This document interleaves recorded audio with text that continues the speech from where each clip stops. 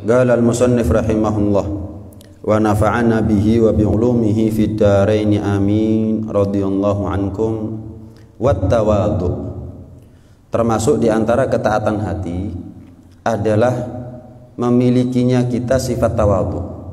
Sifat tawadhu itu adalah rendah hati. Kalau rendah diri, minder misalkan, itu nggak baik. Tapi kalau rendah hati, itu yang baik. Apa sih tawadhu itu? Tawadhu itu adalah bi alla yara li nafsihi fadlan ala ahad bal yaraha mudhnibah mugassirah. Orang itu dikatakan mutawadhi, orang yang memiliki sifat rendah hati manakala dia merasa tidak memiliki kelebihan apapun dari orang lain. Dia tidak merasa ada sesuatu yang pantas dilebih-lebihkan untuk merendahkan orang lain. Bahkan malah dia merasa bahwa dirinya adalah orang yang paling banyak dosa. Semua nih makhluk nih, aku yang paling banyak dosa. Aku yang paling banyak kurang kepada Allah Subhanahu wa taala. Enggak ada orang yang paling banyak dosanya melebihi banyaknya dosa. Ini adalah ciri daripada orang yang memiliki sifat tawadhu. Orang kalau punya sifat tawadhu, melihat orang siapapun husnudzon bawahnya. Husnudzon. Ngelihat yang lebih tua misalkan, wah hebat ya, imannya lebih dulu dari saya, usianya lebih tua dari saya, berarti modal dia untuk taat lebih banyak daripada saya masih muda. Ngelihat yang muda, wah umurnya masih dikit, berarti maksiatnya dikit. Saya umurnya udah tua, oh maksiatnya lebih banyak daripada dia. Ngelihat yang awam misalkan, wah dia maksiat atas dasar ketidaktahuannya, atas dasar keawamannya. Sementara saya maksiat atas dasar keilmuan saya, tahu dilanggar. Ngelihat yang alim, wah hebat ya, dia punya apa yang saya nggak punya. Apa itu? Ilmu agama. Diangkat derajatnya oleh Allah, sementara saya nggak memiliki derajat semulia dia misalnya. Bahkan kalau perlu melihat kafir, kalau dia husnul khotimah gimana? Lah kalau saya dicabut imannya gimana? Bahkan kalau perlu lihat anjing bisa masuk surga, tapi nggak ada ceritanya anjing masuk neraka. Tapi kalau manusia, saya ini manusia bisa masuk neraka, belum tentu masuk surga. Anjingnya kafir masih masuk surga. Wah, jadi ngelihat makhluknya Allah, manusia kah, binatang kah, semuanya tidak pernah dirinya merasa lebih baik daripada orang lain, merasa lebih daripada makhluk yang lain. Enggak. Dia selalu memandang kelebihan pada dirinya, pada diri orang lain, dan dia selalu merasa memandang kekurangan pada diri. Ini hebat nih. Kalau orang sekarang kan enggak. Ngelihat orang lain salah tok. Baik, buruk, yang diingat buruknya. Kalau sama orang lain melek, peka telinganya tentang keburukan mereka, tapi tentang kebaikan mereka buta dan tuli. Sekalinya ngelihat yang baik dari orang lain, suudzon, pikirannya macam-macam. Tapi kalau dirinya yang dia ingat, mata dan telinganya peka sama kebaikan dia, tapi sama keburukan dia buta dan tuli, keliru. Orang seperti akhirnya akan sombong. Seharusnya ngelihat baiknya orang lain, mikir, kok dia bisa sebaik itu ya, saya belum mampu. Kalau kita ngelihat baiknya kita mikir, ada orang lain yang lebih baik dari kita. Kalau kita ngelihat kejelekan orang lain, mikir, jangan-jangan kita lebih jahat dari dia, sama aja bohong. Dia kok begitu? Lagi coba kita nuding awake dhewe. Saya juga begitu, atau bahkan lebih parah. Atau bahkan lebih parah. Kalau dia berbuat buruk, dia sendiri berbuat jahat, ada nggak orang lain berbuat seperti itu? Sejahat dia? Banyak yang nggak sejahat dia.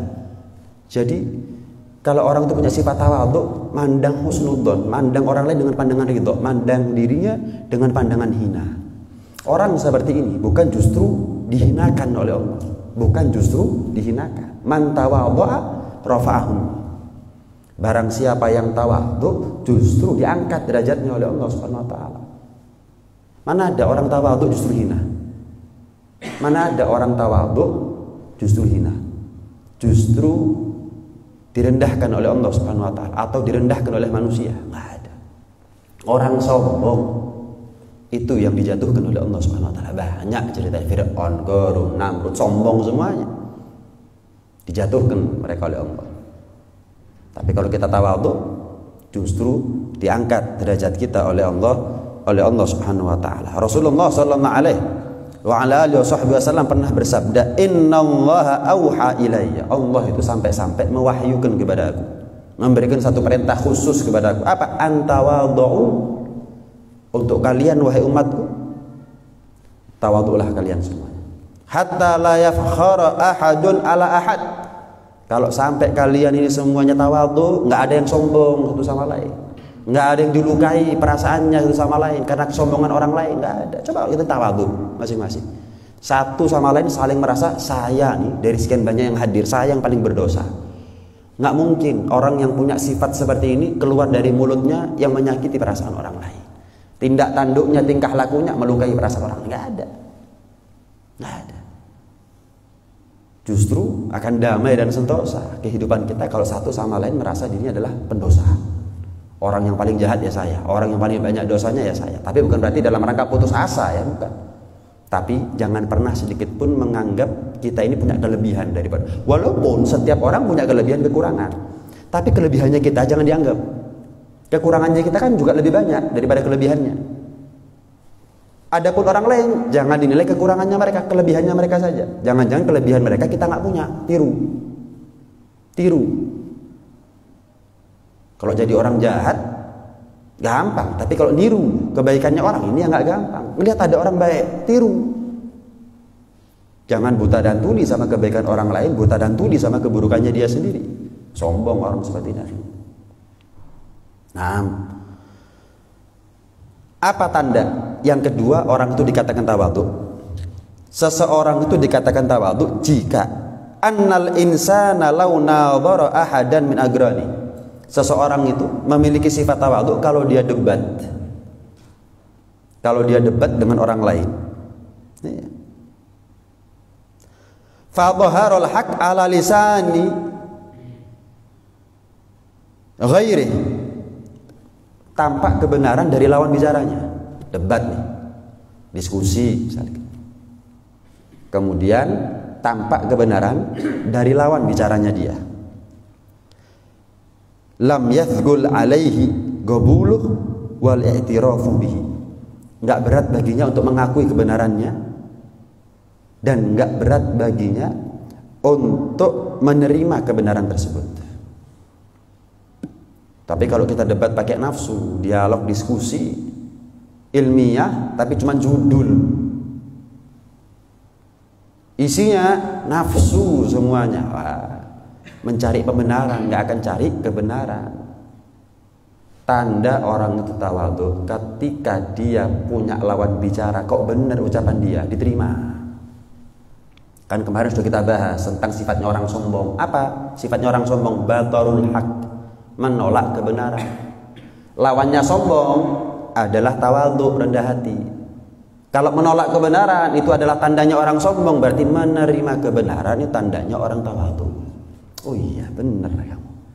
Terima kasih ya sudah diingatkan. Ngakui, iya yang betul dia, saya yang salah. Sayyidina Umar bin Khattab radhiyallahu ta'ala anhu khutbah di depan umum. Beliau sebagai khalifah saat itu. Ceramah, tengah-tengah ceramah ada yang mutus. Khalifah, sebentar. Anda mengatakan begini. Yang saya tahu bukan begitu. Yang saya tahu begini. Kalau saya begitu kan kapok. Gak ceramah mana ya. Tapi Sayyidina Umar gimana? Fair. Orangnya tawadhu, menerima kebenaran dari siapapun. Yang ngomong, yang negur itu perempuan nih. Di depan umum, tengah-tengah ceramah dipedot. Apa kata Sayyidina Umar? Dengan gentleman beliau mengatakan, yang benar perempuan, yang salah yang laki. Apakah dengan ucapan Sayyidina Umar seperti ini jatuh dari Sayyidina Umar? Ada orang malah salut, angkat topi. Hebat, khalifah, manusia terbaik setelah Rasulullah dan Sayyidina Abu Bakar. Tapi bukan nabi, bukan malaikat, pasti pernah berbuat salah, mungkin dengan ucapannya atau apa. Tapi bagaimanapun juga mereka adalah sahabat, tidak mengurangi kemuliaannya mereka. Ditegur, betul kamu, perempuan yang benar, yang laki yang salah. Ini justru menunjukkan kelaki-lakian seseorang. Hebat. Pernah kan saya ceritakan tentang Al-Imam Syafi'i. Aku berharap kalau saya debat sama orang, justru tampak kebenaran itu dari lisannya lawan bicaranya saya, bukan dari saya. Ini tawadhu, ini debat nggak pakai nafsu nih, cari kebenaran. Sama-sama mengakui kalau dirinya bukan nabi, ada potensi salah, ada resiko salah. Ada resiko saya salah, ada potensi kamu benar. Jangan dibalik. Kalau debat itu ada potensi saya benar, ada resiko kamu salah. Gak ketemu. Ilmiah yang jarang nih. Debat ilmiah sekarang ini jarang. Yang ada aku lebih alim daripada kamu. Kamu mau jawab apa? Oh, saya ketemu jawabannya begini. Oh, gak mari-mari. Gak mari-mari. Cuman sekedar adu ilmu, tapi tidak memberikan pencerahan sama sekali. Jarang. Ada sih, ada yang cari kebenaran itu ada, tapi jarang. Kenapa? Ya manusia zaman sekarang isinya nafsu semuanya sih. Nah, bahkan Al-Imam Syafi'i sampai mengatakan apa? Uhibbus salihina walastu minhum. Aku ini cinta sama orang-orang soleh, dan aku bukan orang soleh. Aku bukan orang soleh, tapi aku cinta sama orang-orang soleh. Imam Syafi'i kalau bukan orang soleh, terus kita ini apa? Lah kalau Imam Syafi'i ini bukan orang soleh, adakah potensi kita jadi orang soleh melebihi Imam Syafi'i gitu loh? Ilmunya nggak ada apa-apanya sih Imam Syafi'i, amalnya semuanya nggak ada apa-apanya sama Imam Syafi'i. Ini ketawaduan. Aku ini cinta sama orang soleh, walaupun aku bukan bagian daripada mereka. La'alli an anala bihim syafa'ah, barangkali dengan sebab aku cinta kepada orang soleh aku mendapatkan syafaat. Karena nanti yang berhak memberikan syafaat bukan hanya para anbiya, tapi para syuhada dan para ulama. Para syuhada dan para ulama. Kalau kita nggak dapat syafaatnya Nabi, mungkin kita dapat syafaatnya para syahid atau para ulama, orang-orang soleh. Ya kalau ulama, sembarang ulama, ya nggak semua ulama berhak memberikan syafaat. Ulama yang soleh, yang mengamalkan ilmunya, yang bertakwa kepada Allah, itu yang diberi wewenang oleh Allah untuk bisa menolong siapa yang dia mau. La'alli an anala bihim syafa'ah wa akrahu man tijaratuhul ma'asyi. Aku dibenci sama orang yang melakukan kemaksiatan walaupun aku sama maksiatnya sama seperti dia. Aku dibenci sama orang jahat walaupun aku ini sama jahatnya seperti dia. Lihat. Apakah dengan ucapan seperti ini Al-Imam Syafi'i justru jatuh? Oh, ternyata tukang maksiat nih Syafi'i, begitu. Oh, ternyata bukan orang soleh nih Syafi'i, begitu. Enggak, justru menunjukkan ketawaduannya Al-Imam Syafi'i. Enggak ada akhlak yang kalau kita lakukan justru hina kita. Enggak ada akhlak yang kalau kita lakukan, kita amalkan itu akhlak justru hina. Tawadhu ini bagian daripada sekian banyak akhlaknya Nabi. Kita amalkan kok justru hina kita, enggak ada. Ada. Ya bukan akhlak, akhlak itu memuliakan. Cuman ketika kita berakhlak jangan mencari kemuliaan, tetap berakhlak karena Allah. Ini Bib, saya ini sudah tawadhu Bib, tapi nggak ada orang ngergani orang, nggak ada orang ngergani saya, makanya itu nggak ikhlas. Oh tawadhu kok ngaku-ngaku, ini gimana ceritanya? Kadang-kadang orang itu tawadhu tapi ngaku-ngaku gitu. Saya ini tawadhu kok pamer, ini apa ceritanya? Tawadhu tapi ngenyek misalnya, oh yang ceramah enakan saya, saking aku tawadhu. Apa ini? Saking aku tawadhu, disuruh ceramah tadi saya nggak mau. Kenapa? Biar nggak dianggap alim, biar dia aja yang ceramah. Tapi yang ceramah dintekno, salah, nggak betul, wah nggak enak, wah, lah, ya bukan tawadhu kok pamer. Amal itu dirahasiakan, semenengo. Tawadhunya itu karena Allah. Man tawadhu'a lillah, hadis lengkapnya itu barang siapa yang tawadhu karena Allah diangkat. Barang siapa yang tawadhunya karena ingin dianggap tawadhu, tetap hina dia. Saya ini begini tawadhu biar dianggap tawadhu. Wah tawadhu ya, wah rendah hati ya, wah low profile ya. Kalau dia tawadhunya hanya karena ingin mendapatkan pengakuan manusia, justru diumbar sama Allah, jarno wis. Nggak diangkat. Barang siapa yang tawadhunya karena Allah, bagaimanapun penilaian manusia, gara-gara dia tawadhu dianggap nggak alim, gara-gara dia tawadhu dianggap doanya nggak manjur, gara-gara dia tawadhu dianggap bukan siapa-siapa. Wah, nggak ada urusan. Kenapa saya tawadhu? Bukan karena mereka manusia. Saya tawadhu karena Allah Ta'ala. Diangkat derajatnya oleh Allah Subhanahu wa Ta'ala. Termasuk tanda orang tawadhu berikutnya. Kalau diundang sama fakir, nggak mikir untuk datang. Bukan nggak mikir nggak datang, nggak mikir untuk datang. Dapat undangan dari orang fakir, budal, berangkat. Nggak mikir. Oh, kalau orang sekarang kadang-kadang wong sugih, wah ini souvenirnya macam-macam ini. Wah cocok ini. Teko, nggak mikir wis. Begitu, iki golek kado, ini golek boy. Loh, kalau sudah diundang orang fakir, mikir mau datang, akeh gak teko wis. Insya Allahnya itu nol halus. Insya Allah, tapi gak teko. Rencana datang tidak. Tapi kalau yang ngundang orang kaya menunjukkan udurnya, sebetulnya saya tidak bisa ini, cuman karena antum yang ngundang, insya Allah hadir ini. Aduh, orang sekarang ini ya, kemenyek. Nggak bisa nih, sebetulnya mau ke ini, mau ke itu, tapi karena antum, hadir. Begitu orang fakir yang ngundang, nggak bisa nih ini, maaf ya, mari wis. Ulama juga begitu kadang-kadang. Diundang orang kaya, berangkat. Loro budal. Lek perlu infusan. Diundang tonggo nih, Pak, gratis sih. Sehat, greges. Alamat wis. Diundang luar negeri berangkat. Diundang barian di kampung gak teko. Apa ya, tonggo dewi.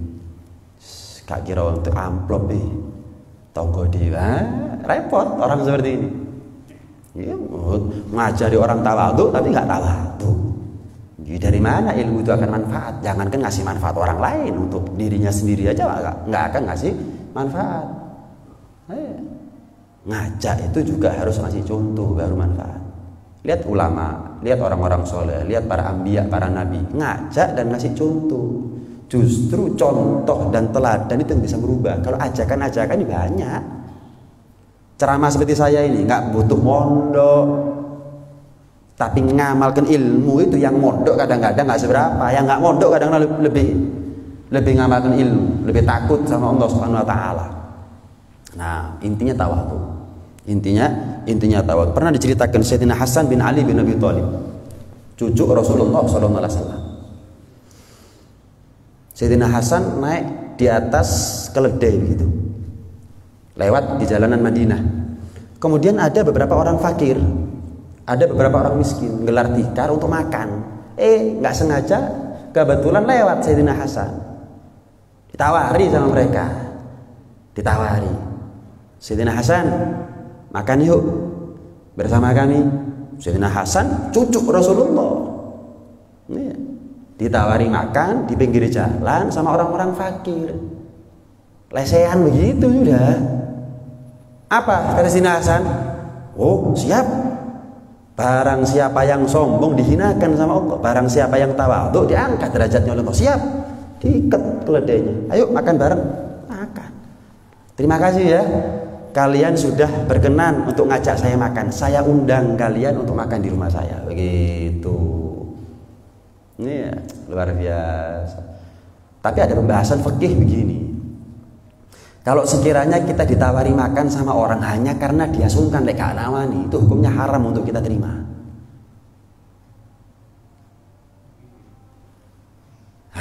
Ditawani aku. Kesempatan wis pas luwe bisa. Yang ngasih tawaran, waduh, mudun dadakno. Saking basa-basi temenan. Ya pinter-pinternya kita, peka-pekanya kita ini nawani temenan. Apa saking basa-basi? Monggo. Serius saya gitu. Monggo, siap. Loh, belum tentu. Ini saking basa-basi abang-abang lambe atau enggak? Dalam fikih dibahas itu. Kalau itu abang-abang lambe, haram hukumnya untuk kita memenuhi undangan tadi itu. Sama seperti misal saya memojokkan Anda Yang Anda kalau menolak permintaan saya Anda malu. Maka saya haram untuk menerima sesuatu dari Anda. Oh, di depan umum. Kebetulan Anda orang kaya misalnya. Oh, Pak Fulan atau Bu Fulana ini kaya. Ini kalau saya minta duit 500.000 wae, gak ngekei yo izin nih. Pasti ngekei. Kenapa? Karena saya minta di depan umum. Haram saya terima itu. Haram saya terima. Kenapa? Ya memang berusaha memojokkan dia, kalau nolak dia malu. Memang nyari malunya cek ngekei. Ya, haram hukumnya. Itu dibahas di fikih. Itu dibahas di fikih. Naam. Iya, tanda orang tawadhu nggak pilih-pilih undangan. Naam. Kemudian apa? Tanda orang tawadhu nggak mau dibeda-bedakan. Tandanya orang tawadhu nggak mau diperlakukan istimewa lebih daripada orang lain. Sayyidina Umar bin Abdul Aziz sebagai khalifah saat itu diundang makan sama satu orang, tapi bukan beliau tok, banyak orang lain juga diundang. Udah ada satu orang bawa nampan, isinya makanan. Ditanya Sayyidina Umar, mau dibawa kemana? Ini buat tamu di luar, khalifah.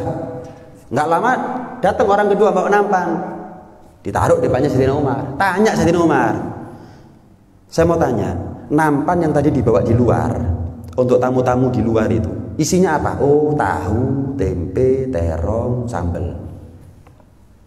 Dilihat Sayyidina Umar, ini buat saya kok daging, ayam, enak kabeh. Oh, panganan dewe lek ngono. Kok dibeda-bedakan saya sama yang tamu di luar? Panganan dewe wis. Lihat. Lihat. Tawadhu. Enggak mau dibeda-bedakan. Pernah sekali waktu Rasulullah sallallahu alaihi wasallam juga begitu. Dalam perjalanan berserta para sahabat radhiyallahu taala anhum ajma'in. Ketika beliau dan para sahabat istirahat, waktunya makan. Entah makan siang atau makan malam, mau bakar kambing, mau bakar kambing. Maka satu sahabat izin kepada Rasulullah, ya Rasulullah, saya yang nyembelih ya. Semua tuh nyari peran, semua tuh nyari andil. Ini Islam nih, tanpa kita atau dengan kita akan jaya ini Islam. Allah nggak butuh kita tolong, nggak butuh. Agama nggak butuh kita tolong, cuman kita yang butuh menolong agama. Kenapa? Untuk cari peran. Jadi malaikat itu nyatet namanya kita. Ketika Islam ini menang, ada perannya fulan, ada andilnya fulan. Itu aja. Itu aja. Dengan kita, tanpa kita, Islam ini ya'lu wa la yu'la alaih. Jelas sudah. Cuman kita cari nama aja, cari muka di hadapan Allah. Saya pernah loh ya Allah begini, saya pernah loh ya Allah begitu. Bangun masjid, saya pernah loh ya Allah, saya nyumbang sekian, misalkan dan seterusnya. Itu gambaran. Masjid ini syiar agama. Ada acara ini ya Allah, saya pernah nyumbang, saya pernah bantu. Ya itu sudah. Nyari nama tok. Tanpa kita, tanpa namanya kita, tanpa andil perannya kita, Islam ini pasti akan menang, pasti akan jaya. Tinggal turun Imam Mahdi, selesai di urusan. Lah permasalahannya kita nututi Imam Mahdi apa enggak? Lah kalau sudah nggak nututi Imam Mahdi berarti kita nggak jihad, nggak bareng jihad sama Imam Mahdi. Lah terus hidupnya kita apa kalau begitu? Nah, sebelum Imam Mahdi turun, cari nama kita ini. Kalau misal kita nggak sezaman dengan Imam Mahdi, tetap malaikat sudah nyatet. Fulan bin Fulan, Fulan bin Fulan pernah memiliki andil peran untuk menjayakan Islam begini. Selesai. Ya. Satu sahabat, ya Rasulullah, saya yang nyembelih ya. Oh iya. Satu sahabat yang lain nyari peran yang lain. Saya yang boleng ya Rasulullah. Oh iya. Satu sahabat yang lain mengatakan saya yang masak ya Rasulullah. Iya. Sahabat lain bilang saya nyari kayu bakar. Iya. Semuanya sudah selesai. Wes mari kabeh. Selesai semuanya. Kemudian Rasulullah bilang apa? Rasulullah bilang, saya yang cari kayu bakar ya. Yang boleng sudah ada, yang nyembelih sudah ada, yang bakar sudah ada, yang masak sudah ada, yang ini sudah ada semuanya. Tinggal satu peran, apa itu? Nyari kayu bakar. Rasulullah tanggap, saya yang nyari kayu bakar. Sahabat sungkan, jangan ya Rasul, biar saya. Oh enggak. Aku nggak mau diperlakukan secara berbeda. Alim tu annakum tukfunani. Aku tahu kalian itu perannya kalian mencukupi daripada bantuan. Nggak pakai bantuanku pun kalian bisa sebetulnya ini semuanya. Aku tahu. Dalam cuma ngajari kayu bakar kok. Saya tahu. Walakin akrah an atamayyaz alaikum. Hanya saja aku nggak mau diperlakukan berbeda di hadapan kalian. Aku nggak mau diperlakukan istimewa di hadapan kalian. Wajib ya kita memperlakukan Rasulullah istimewa. Ini ketawaduannya Rasulullah. Wajib bagi umat Nabi Muhammad mengistimewakan Rasulullah. Dan itu haknya Rasulullah untuk diistimewakan. Jelas sudah. Cuman ketawaduannya Rasulullah, beliau nggak mau diperlakukan berbeda atau istimewa oleh para sahabat radhiyallahu taala anhum ajmain. Nah, pernah juga dikatakan begini, Sayyidina Umar bin Abdul Aziz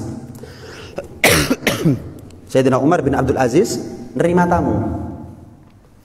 Saat itu si tamu lagi nyatet, nulis begitu.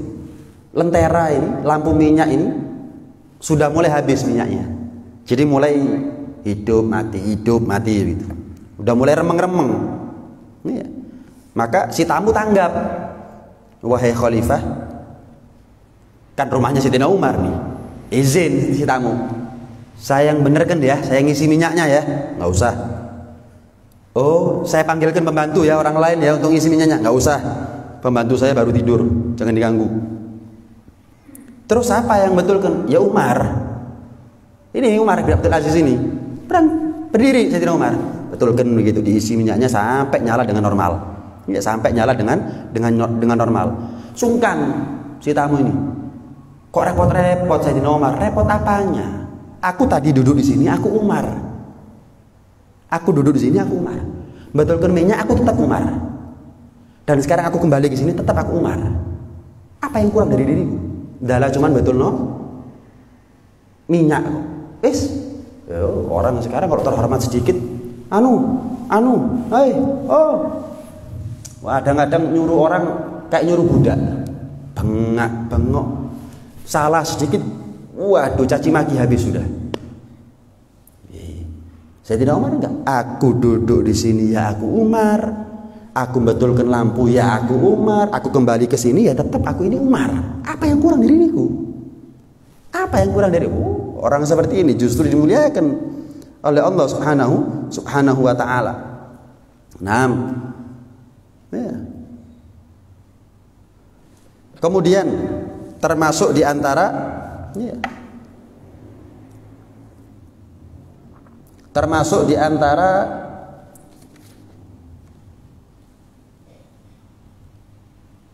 cerita bagaimana Sayyidina Umar bin Khattab memiliki ketawaduan. Sayyidina Umar bin Khattab radhiyallahu ta'ala anhu arda diceritakan, beliau sebagai khalifah saat itu, beliau membawa wadah isinya air dengan dipanggul sendiri begitu. Dipikul sendiri gitu. Kayak gentong gitu, 2 pikul.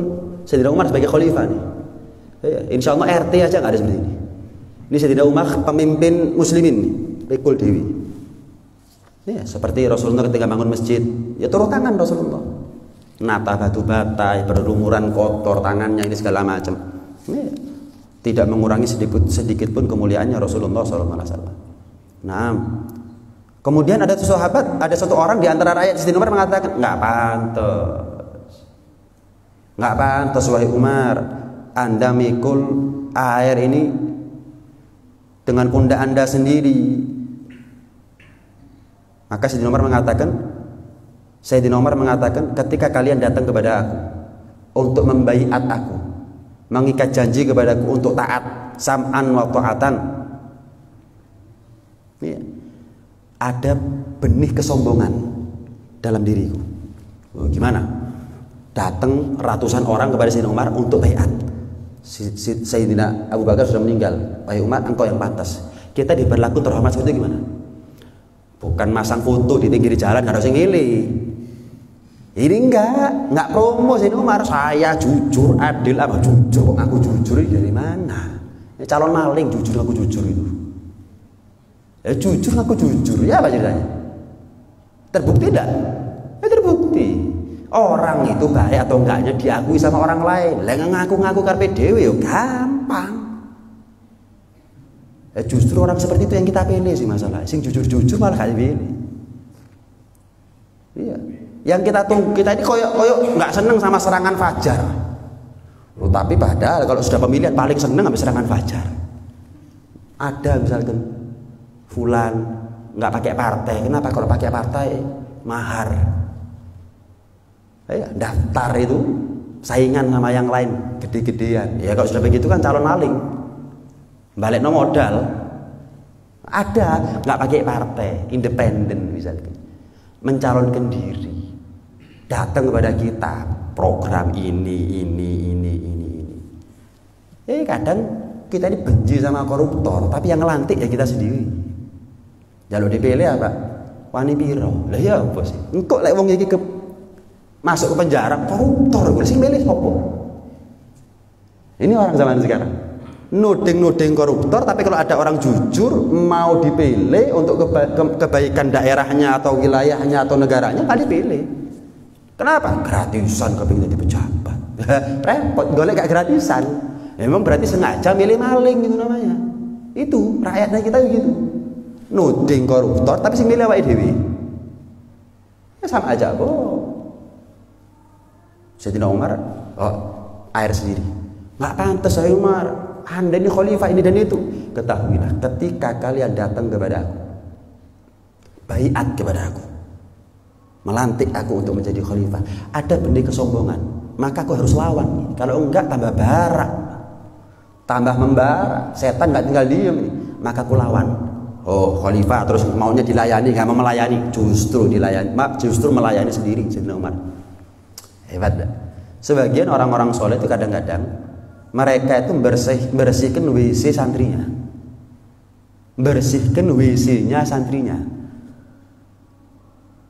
Ulama besar punya santri ribuan, di tengah malam bukan pamer, apalagi sengaja diviralkan ngevlog gitu, mau bersihin WC ya enggak, meneng-menengan santrinya tidur semuanya, sengaja untuk apa? Ngelawan nafsu. Kita ini ngelawan nafsu nggak usah pengumuman gitu, ngelawan nafsu pengumuman itu namanya memuaskan nafsu. Semeneng-menengan aja, memang karena Allah kok. Bahasa di WC sampai ketemu, lu yai, kok jenengan sendiri jam-jam segini sudah bersihkan di WC, kenapa kok jam segini? Lah kalau siang semua orang tahu. Apa nilai amalnya saya? Kalau ternyata semua orang tahu, amal itu aman kalau rahasia. Lah kalau semua orang tahu nggak aman amalnya saya, jadi nggak pahala nanti. Saya milih tengah malam. Lah kok jenengan sendiri, ada apa? Iya saya ini dianggap alim, kiai besar, punya pondok, rumitnya ribuan, ceramah kemana-mana, ini jadi itu. Saya ngelawan nafsunya saya. Cuman saya ngelawan nafsu, nggak mau pengumuman. Maka saya cari waktu tengah malam untuk bersihkan WC. Kan podo aja WC itu namanya mau tengah malam, siang ya tetap kotor, najis, bau, ya nggak apa-apa. Bukan WC-nya keluarganya, WC-nya dalam, bukan. WC ini santri ini dibersihkan. Iya, subhanallah. Itu cara jarang ya kita ini hidup di zaman orang yang sombong dengan bangga dengan kesombongannya, itu masalahnya. Kita ini hidup di zaman orang sombong itu biasa gitu. Saya itu begini, itu biasa. Dan kita seneng kadang-kadang sama orang seperti seneng. Ya tujuannya memanfaatkan sih kadang-kadang. Jadi cerita yang melit-melit, pamer rekening misalnya. Kendaraan isi garasinya penuh, ini sudah 5 tahun yang lalu saya beli, belum pernah saya pakai. Itu senang orang seperti ini, viral orang seperti ini. Subhanallah, nggak tahu kita ini hidup di zaman apa ini. Orang sombong malah dilulu, orang sombong malah disanjung-sanjung. Iya. Al-Imam Al-Faqih Al-Muqaddam itu kalau ke pasar berangkat sendiri. Di Hadramut itu zaman itu nggak ada kresek, jadi kalau bawa ikan ya dibawa mentah begitu, sudah pakai tangan. Ini mampu kan? Ini ulama besar, ulama top, udah ulama top pergi ke pasar sendiri beli ikan di Godewi, bukan pakai kresek. Lah kalau saya kan nyuruh ngongkon, ulama itu urung ya ngongkon.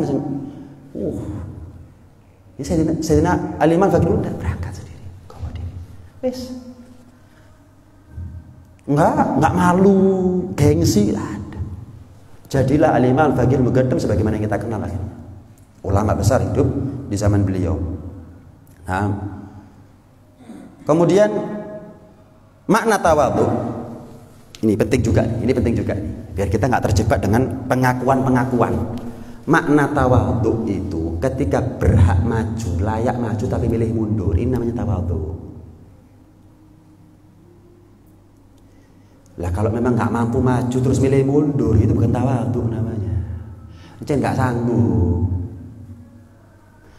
Ada mobil, misal ini sekedar contoh, ada mobil kendaraan, dia bisa nyetir, tapi dia milih jangan saya nyetir, kamu lebih enak nyetirnya.